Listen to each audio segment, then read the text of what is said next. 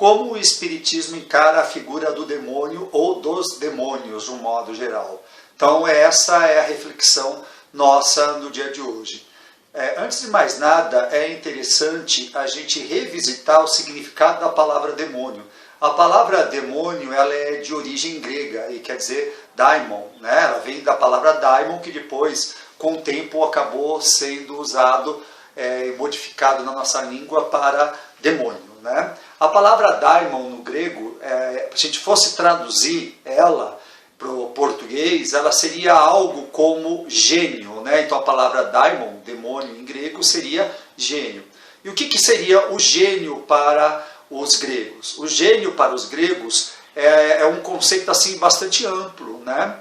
Vê aí desde aquela voz interior ou aquela voz exterior, que parece ser exterior, que muitas vezes nós lidamos, né? Que seria, como diriam alguns filósofos, né? A capacidade reflexiva. Sabe quando a gente conversa com a gente mesmo, né? Quando a gente troca, vamos dizer assim, troca ideia com a gente mesmo, né? Quem nunca se pegou conversando com si próprio, né? Esse seria o conceito da palavra daimon em grego, né? Uma entidade que a gente está conosco ou está dentro de nós. Ela também pode significar ainda, se a gente quiser, ter outros sentidos, como por exemplo, as fadas, os duendes também seriam demônios, né? Um espírito também seria um demônio para o conceito dos gregos, né? Então, Sócrates, por exemplo, ele dizia que ele conversava com seu demônio, né? Ou seja, ele fazia, quando Sócrates ele falava isso, ele estava dizendo que ele fazia todo um processo de reflexão, ou seja, conversa consigo próprio. Ou, se a gente quiser falar numa linguagem de uma possibilidade, Sócrates, no caso, o filósofo Sócrates, talvez ele recebesse algum tipo de inspiração e ele conversasse ou trocasse pensamentos, ideias com essa inspiração que soava como se fosse dentro da cabeça dele, né? Então ali ele ia trocando, vamos dizer assim, ideias, pensamentos consigo próprio ou com uma entidade externa. E isso ele chamava de demônio. Então o demônio, para os gregos, é um conceito muito, muito amplo. Com o tempo, as religiões elas acabaram entrando em contato uma com as outras, né? E a gente tinha essa ideia de um deus do mal lá na região do Oriente Médio, lá para aquelas partes lá da Caldeia, onde hoje seria a região do Irã, do Iraque. Havia isso há milhares de anos antes do nascimento de Cristo, a ideia de que existia um Deus do bem e um Deus do mal, né? Essa ideia da existência de uma dualidade, né, Deus do bem e Deus do mal, com o tempo foi absorvido pelos cristãos, até mais pelos cristãos do que pelos próprios judeus, né?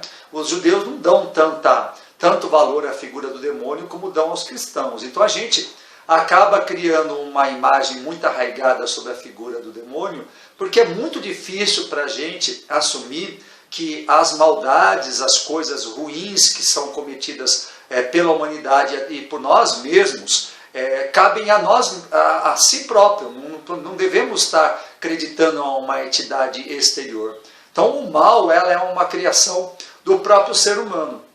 E a gente admitir isso é um processo bastante doloroso e sofrido. Então eu acredito que um dos motivos pelo qual a figura do demônio se tornou tão presente dentro da cultura cristã seja essa dificuldade da gente compreender que o mal reside em nós e não fora de nós. Então a gente, vamos dizer assim, a gente terceiriza a maldade, a gente terceiriza essa coisa que nos causa aversão, que a gente acaba tornando muito forte a figura do demônio de um modo geral. Existem outras coisas que a gente pode observar na figura do demônio que remete a essa mistura e esse contato com religiões externas, né? Um dos próprios nomes usados, né, para designar uma das figuras demoníacas, no caso Satã, e a gente for comparar com a própria figura dos demônios de um modo geral, em especial de Satã, com a figura de Saturno, né, que seria o deus do tempo, aquele deus que devora todos os seus filhos, quer dizer, porque o tempo ele acaba devorando as pessoas, né? E por que a gente diz isso? Porque um dos animais que era atribuído ao deus Saturno era a figura do bode. E como é que nós imaginamos o demônio? Né? Uma figura, um homem com certas características que lembram o bode. E de certo modo, esse tipo de mistura ela faz sentido, né? Quando nessa mitologia cristã a gente começou a dar muito corpo e muita importância à figura do demônio e dos demônios de um modo geral.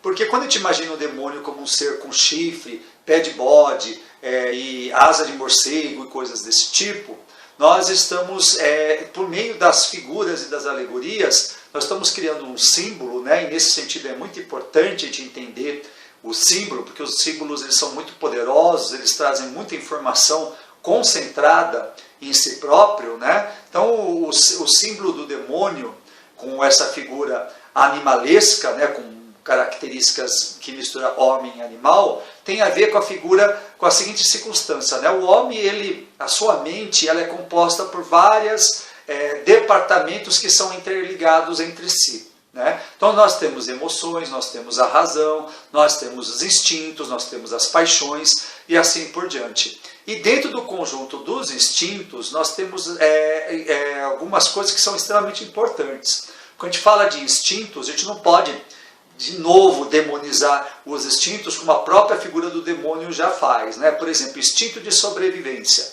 Nós temos o instinto de sobrevivência, instinto sexual de reprodução e assim por diante. Né? O instinto maternal, e a gente tem vários instintos que habitam a gente. Então nós podemos dizer que quando o homem ele se deixa governar pelos instintos, ele está sendo, vamos dizer, governado por essa figura mitológica do demônio, né? Porque para o espiritismo o demônio ele não existe. O demônio, na verdade, é quando nós nos deixamos nos levar pelos nossos instintos. Então, o instinto de sobrevivência pode nos tornar extremamente agressivo. E quando esse instinto de sobrevivência ou qualquer outro instinto ele sofre algum tipo de degradação, ele acaba se tornando alguma coisa monstruosa. É onde nós temos, por exemplo, a figura dos assassinos ou coisas também bastante maléficas que não chegam ao nível dos assassinos, como as pessoas que enganam, roubam e mentem para satisfazer as suas próprias necessidades pessoais e seus instintos animalescos. Então, no caso, a figura do demônio para o espiritismo nada mais é do que um símbolo que representa o homem quando ele se deixa levar pelos seus instintos animalescos, ele fica meio que desgovernado sem conseguir